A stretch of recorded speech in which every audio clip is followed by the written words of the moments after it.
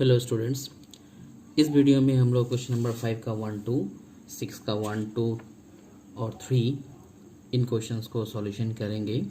तो सबसे पहले हम सॉल्यूशन करते हैं क्वेश्चन नंबर 5 का, क्वेश्चन नंबर 1, जिसमें कहा गया है रिमूव थीटा, यानी थीटा को हटाया। और क्वेश्चन में कहा गया है कि x equals to 2 sine theta और y equals to 3 cos theta दिया गया है, और हमें इन दो रिलेशन को यूज़ करके थीटा को रिमूव करना है। तो हम इसका सॉल्यूशन स्टार्ट करते हैं।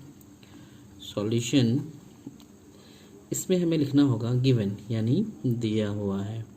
तो गिवन में क्या है, x equals to 2 sine theta. तो अगर हम साइन थीटा का वैल्यू निकालना चाहे तो x के नीचे 2 को लाना होगा और इस साइड में बन जाएगा साइन थीटा। हम इसका नाम 1 रख लेते हैं। इसी तरह से और एक पार्ट जिसमें दिया गया है y equals to 3 cos theta, हम यहाँ पे y के नीचे 3 को ले जाते हैं और राइट साइड में लिख देते हैं कॉस थीटा, और इसका नाम रखते हैं 2। तो हमारे पास साइन थीटा का वैल्यू मिल गया जो है x/2, और कॉस थीटा का वैल्यू मिल गया वो है y/3। अब हमें क्या करना है, तो हम लिखेंगे वी नो, और हिंदी में लिखना हो तो हम जानते हैं। जिनको हिंदी में लिखना होगा वो हिंदी में लिखेंगे, और जिनको इंग्लिश में लिखना होगा वो इंग्लिश में लिखेंगे। तो हम जानते हैं, क्या जानते हैं, हम लोग एक फार्मूला जानते हैं। कौन सा फार्मूला जानते हैं, जिसमें है sine square theta plus cos square theta equals to 1। ये फार्मूला हम जानते हैं। हमें क्या करना है, साइन थीटा का वैल्यू और इस कॉस थीटा का वैल्यू, दोनों का वैल्यू जो हमें इक्वेशन नंबर 1 और इक्वेशन नंबर 2 में मिला था उसे यहाँ पे पुट करना है। तो साइन थीटा के प्लेस में पुट करना है x/2, इसके ऊपर स्क्वायर है तो स्क्वायर लगा देंगे, और कॉस थीटा का वैल्यू है y/3, तो हम यहाँ पे y/3 पुट कर देंगे। इसके ऊपर स्क्वायर है तो स्क्वायर भी लगा देंगे, इक्वल्स टू 1। इसके बाद हमें स्क्वायरिंग करना है x²/4 और y²/9 इक्वल्स टू 1। तो ये जो हमें एक्सप्रेशन मिला, इस एक्सप्रेशन में थीटा नहीं है, तो हमने थीटा को रिमूव कर लिया और यही हो जाएगा हमारा आंसर।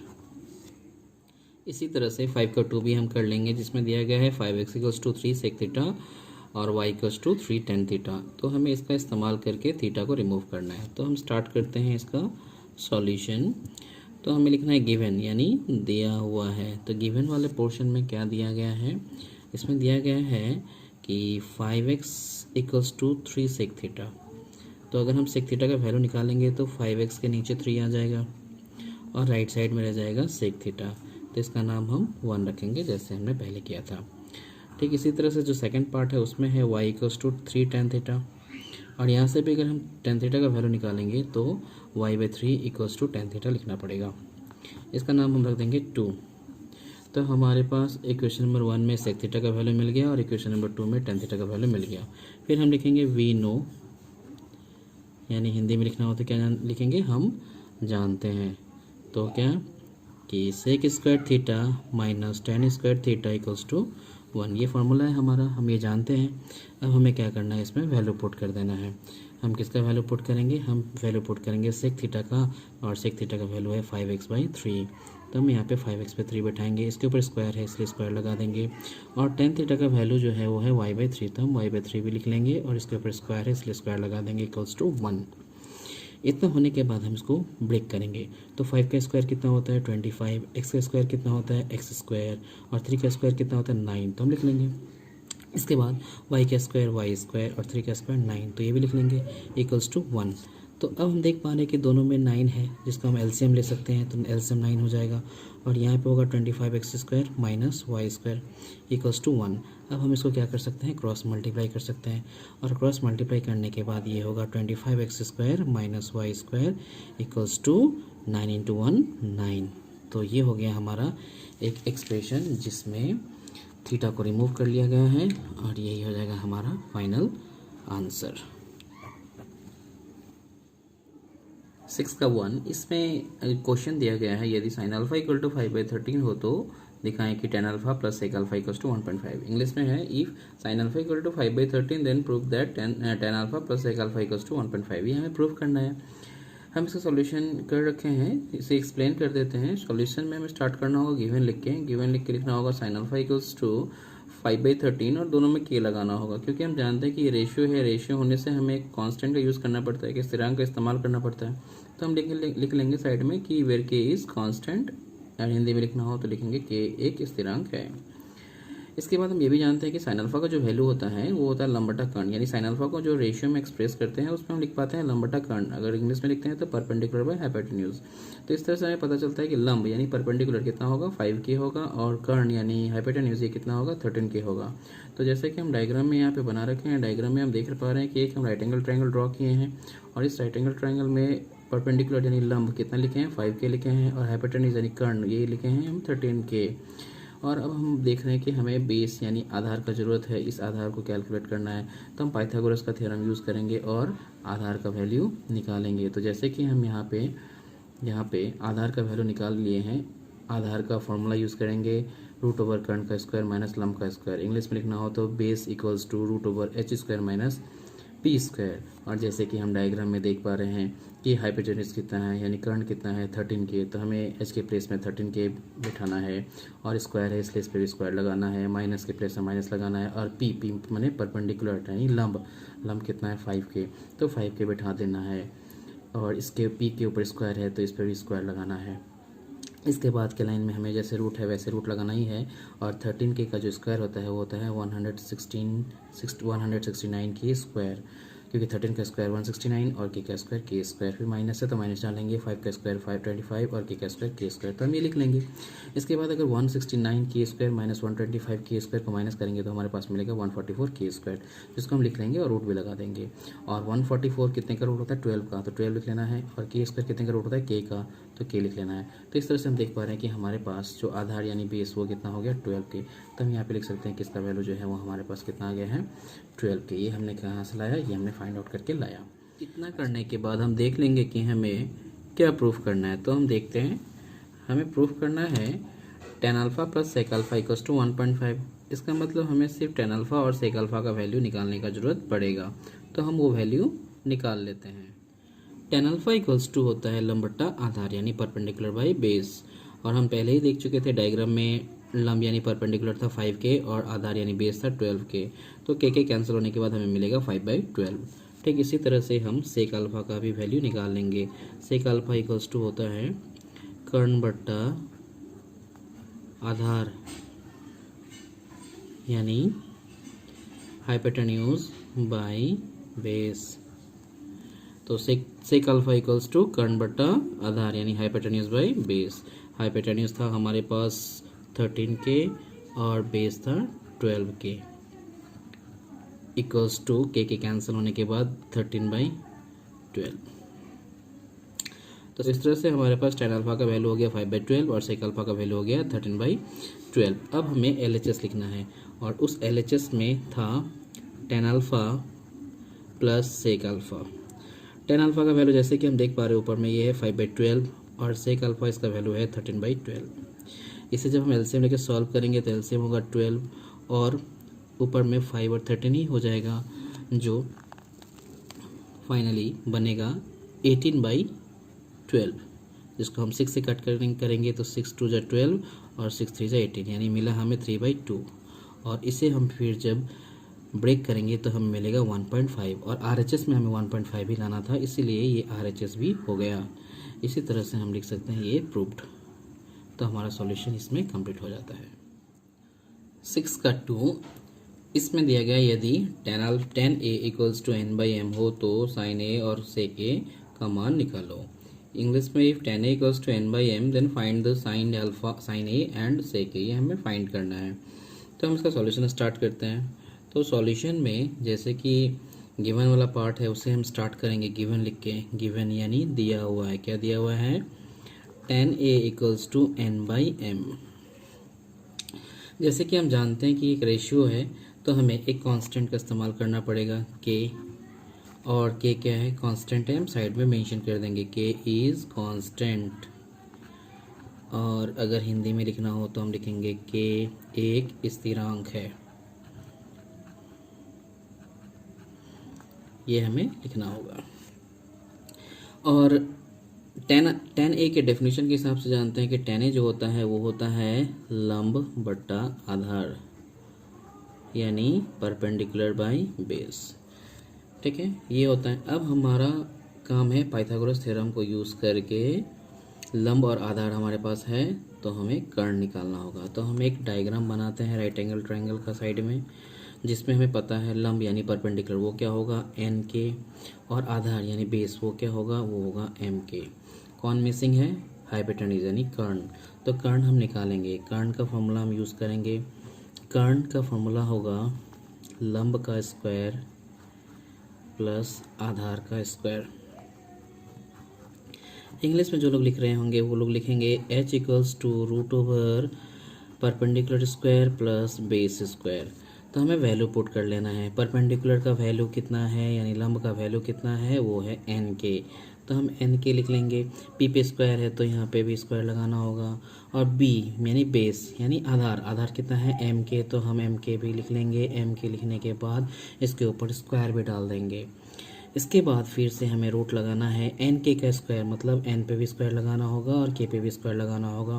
प्लस है तो प्लस लिख देंगे। फिर है एम के का स्क्वायर यानी एम पे भी स्क्वायर और के पे भी स्क्वायर। इसके बाद हमें क्या करना है, इसके बाद हमें के स्क्वायर कॉमन लेना है अंदर में से। तो अंदर से के स्क्वायर कॉमन ले रहे हैं, तो अंदर में बच रहा है N square plus M square, और रूट जैसे था वैसे ही हम कर लेंगे। अब हम रूट का इस्तेमाल करेंगे।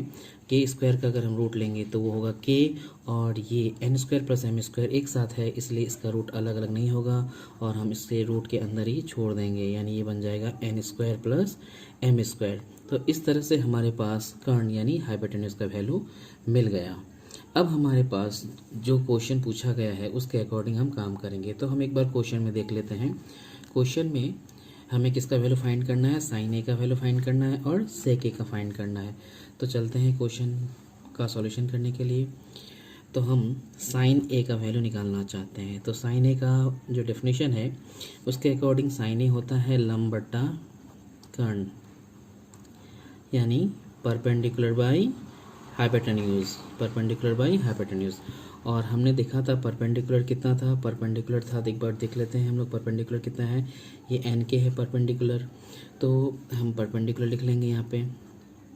और हाइपोटेन्यूज क्या था, हाइपोटेन्यूज हम अभी निकाल चुके थे थोड़ी देर पहले, हम इसे पुट कर लेंगे के, और रूट के अंदर है N square plus M square. तो हमने ये कर लेना है, फिर के से के कैंसिल हो जाएगा। इसके बाद हम देखेंगे कि हमारे पास बचा n और रूट के अंदर नीचे में बचा N square plus M square. तो ये वैल्यू हो गया किसका, साइन ए का। ठीक इसी तरह से हमें अब वैल्यू निकालना है सेक ए का। तो हम वो सेक ए का वैल्यू भी निकाल लेते हैं। तो सेक ए लिख लेते हैं हम यहाँ पे। सेक ए का फॉर्मूला यानी रेशियो के अकॉर्डिंग इसका जो डेफिनेशन है वो है आधार बट्टा कर्ण बट्टा आधार, यानी हाइपोटेन्यूज बाई बेस, हम ये लिख लेंगे। और हाइपोटेन्यूज हम देख ही चुके थे कि हमारे पास मिला था के और रूट के अंदर N square plus M square, हम ये लिख लेंगे। और बेस हमारा डायग्राम में ही था एम के, तो हम उसे भी लिख लेंगे। फिर के से ये के कैंसिल हो जा रहा है, और फाइनली हम देख पा रहे हैं कि हमें रूट के अंदर ऊपर में मिल रहा है N square plus M square, उसे रूट में रखना है, और नीचे बचा एम। तो इस तरह से हमारे पास सेक ए का वैल्यू हो गया root over N square plus M square by M. तो साइन ए का वैल्यू भी निकाल लिए और सेक ए का वैल्यू भी निकाल लिए। तो ये हो गया हमारा सॉल्यूशन। तो इस तरह से ये क्वेश्चन कंप्लीट होता है। 6 का 3, इसमें हमें करना है सिद्ध करो कि cos theta equals to X by root over x square plus Y square हो तो X sine theta equals to Y cos theta. Hindi वाले बुक में थोड़ा सा करेक्शन है। इसमें गिवन पार्ट है cos theta equal to X by root over x square plus Y square, और हमें प्रूफ करना है ये वाला, यानी X sine theta equals to Y cos theta proof करना है। इंग्लिश में if cos theta equals to X by root over x square plus Y square, तो हमें प्रूफ करना है X sine theta equals to Y cos theta. तो हम इसका प्रूविंग करेंगे, और हम इसका प्रूविंग जो करेंगे वो है आइडेंटिटीज़ को यूज़ करके करेंगे। इसमें हम ट्रिग्नोमेट्रिकल रेशियो का इस्तेमाल नहीं करना चाहते हैं, तो आइडेंटिटीज़ का इस्तेमाल करना चाहते हैं, तो उसके अकॉर्डिंग हम करेंगे। तो स्टार्ट करते हैं हम सॉल्यूशन में हमें एक फार्मूला पता है, जैसे कि हम देख रहे हैं कि गिवन पार्ट है वो है कॉस थीटा, और हमें जो प्रूविंग करना है उसमें साइन थीटा का वैल्यू चाहिए और कॉस थीटा का वैल्यू चाहिए। इसलिए हम सबसे पहले साइन थीटा का वैल्यू निकाल देंगे। साइन थीटा का एक फार्मूला होता है sine theta equals to root over 1 minus cos square theta, एक फार्मूला होता है। तो ये फार्मूला सभी को पता होगा, हम ये फार्मूला लिख लेंगे और इसी फार्मूला का यूज़ करके हम सॉल्यूशन करने वाले हैं। तो जैसे रूट है वैसे रूट लगा लिए, 1 के प्लेस में 1 लगा देंगे, माइनस के प्लेस में माइनस लगा देंगे, और कॉस थीटा जो है उसके प्लेस में हम x by root over x square plus Y square ये यूज़ करेंगे। और इस कॉस के ऊपर स्क्वायर है इसलिए इसके ऊपर भी स्क्वायर होगा। और हम इसका सिंप्लीफिकेशन करना चाहते हैं तो सिंप्लीफिकेशन करते हैं धीरे धीरे। 1 की प्लेस में 1 लिखना है, x का स्क्वायर करेंगे तो एक्स स्क्वायर, और नीचे हमें ध्यान देना है कि रूट के ऊपर रूट है, रूट के अंदर x square plus Y square है और उसका स्क्वायर करेंगे तो इसको सिंप्लीफाई करने के बाद ये सिर्फ X square plus Y square ही बचेगा, क्योंकि ये रूट और रूट का स्क्वायर करेंगे तो रूट और स्क्वायर दोनों ही रिमूव होके जो अंदर वाला पार्ट होता है वो रह जाता है। इसका मतलब अंदर में कौन है, x square plus Y square है, वही x square plus Y square रहेगा। अब हम आगे का सिंप्लीफिकेशन करते हैं। इसे हम एलसीएम लेके सॉल्व करेंगे तो एलसीएम जो होगा वो है x square plus Y square है तो वही होगा एलसीएम। इस 1 के नीचे कुछ नहीं है तो 1 ले लेते हैं। हम जब 1 से इसको डिवाइड करेंगे तो X square plus Y square ही आएगा, और उसको 1 से मल्टीप्लाई करेंगे तो भी X square plus Y square ही आएगा, तो हम उसको लिख लेंगे। और यहाँ पे X square plus Y square से जब हम इसको डिवाइड करेंगे तो वो 1 आएगा, और 1 से जब हम एक्स स्क्वायर को मल्टीप्लाई करेंगे तो वो एक्स स्क्वायर होगा। तो जैसे कि माइनस है तो पहले माइनस लिख लेना है और फिर हमें यहाँ पे एक्स स्क्वायर ही आएगा, हम उसको लिख लेंगे। और जिस तरह से रूट है उस तरह से हम रूट भी लगा देंगे। अब हम देख पा रहे हैं कि ये एक्स स्क्वायर और ये एक्स स्क्वायर कैंसिल हो गया, तो बचा क्या, वाई स्क्वायर बचा, और नीचे क्या बचा, x square plus Y square, और ये रूट के अंदर है तो हम रूट भी लगा देंगे। इसके बाद हम देखेंगे कि वाई स्क्वायर का जो रूट होता है वो वाई होता है, और नीचे x square plus Y square बचा जिसका रूट नहीं निकलेगा क्योंकि वो पहले एडिशन में है, उसको हम सेपरेट नहीं कर सकते हैं, इसलिए हम इसे रूट के अंदर ही रख देंगे। तो ये x square plus Y square बन गया। तो हम देख पा रहे हैं कि हमारे पास जो वैल्यू आया है वो वैल्यू आया है साइन थीटा का, और वो साइन थीटा का वैल्यू कितना है, वो है y by root over x square plus Y square. अब हम चलते हैं LHS में, जिसमें हमें प्रूफ क्या करना है। तो LHS जो है वो है एक्स साइन थीटा, लिख लिया हम एक्स साइन थीटा, तो एक्स के प्लेस में एक्स रख देंगे, और साइन थीटा जो है, साइन थीटा का वैल्यू हमारे पास आया है y by root over x square plus Y square, उसको लिख लेना है। इसके बाद हम देखेंगे अगर हम इसको मल्टीप्लाई करते हैं तो ये बन जाएगा एक्स वाई, और रूट के अंदर हो गया x square plus Y square, ये हो गया हमारा LHS। अब हम चलते हैं RHS में, तो RHS क्या कहता है इसको भी देख लेते हैं। तो RHS जो है वो है वाई कॉस थीटा, तो वाई के प्लेस में तो वाई लिखना ही है, और कॉस थीटा का वैल्यू हमें दिया हुआ ही था क्वेश्चन में, और वो था x by root over x square plus Y square, ये क्वेश्चन से भी देख सकते हैं। इसके बाद अगर हम इसको थोड़ा सा और सिंप्लीफाई करें तो वाई और एक्स का मल्टीप्लाई होने के बाद एक्स वाई और नीचे x square plus Y square रह जाएगा। तो हम देख पा रहे हैं कि ये LHS वाला पार्ट है और ये RHS वाला पार्ट है, यानी दोनों क्या हो गया, सेम हो गया। तो हम लिखेंगे LHS इक्वल्स टू RHS, तो ये हो गया हमारा प्रूविंग।